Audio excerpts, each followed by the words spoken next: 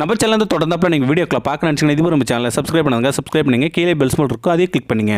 சரி, வாங்க நம்ம வீடியோக்குள்ளே போகலாம். வணக்கம் நண்பர்களே.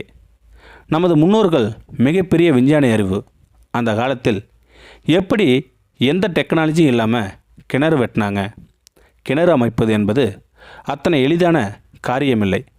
பலர் சேர்ந்து உழைத்து உருவாக்கிட வேண்டிய ஒன்றுதான் அது. ஒருவேளை தோண்டிய கிணற்றில் தண்ணீர் வராமல் போய்விட்டால் அத்தனை உழைப்பும் வீணாகிவிடும். அதேபோல் கோடையில் கிணற்றில் நீர் வறண்டு போகும் வாய்ப்பும் உள்ளது.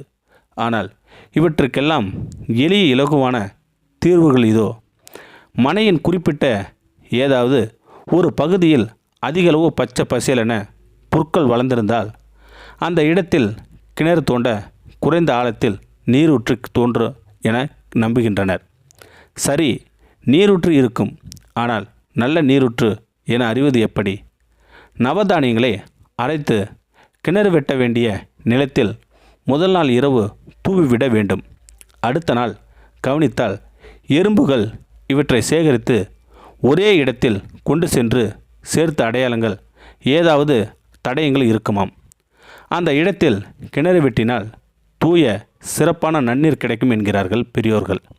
சரி, தூய நீரும் கண்டு கொண்டாயிற்று. கோடை காலத்திலும் வற்றாத நீர் ஊற்று எந்த இடத்தில் இருக்கிறது என்று அறிவது எப்படி? கிணறு வெட்ட இருக்கும் நிலப்பகுதியை 4 பக்கமும் அடைத்துவிட்டு பால் சுரக்கும் பசுக்களை அந்த நிலத்திற்குள் மேய்விட வேண்டும். பின்னர் அந்த பசுக்களை கவனித்தால் மேய்ந்த பின் குளிர்ச்சியான இடத்தில் படுத்து அசை போடுகின்றனவாம். அப்படி அவை படுக்கும் இடங்களை 4-5 நாட்கள் கவனித்தால் அவை ஒரே இடத்தில் தொடர்ந்து படுக்குமாம்.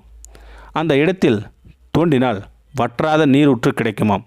இந்த வீடியோ பற்றி கருத்தை கீழே இருக்கிற கமெண்ட் செக்ஷன் சொல்லுங்கள். அப்படியே நம்மளோட சேனலை சப்ஸ்கிரைப் பண்ணுங்கள். சப்ஸ்கிரைப் பண்ணுங்கள். கீழே பெல் சிம்பல் இருக்கும், அதையும் கிளிக் பண்ணுங்கள். தேங்க்யூ ஃபார் வாட்சிங்.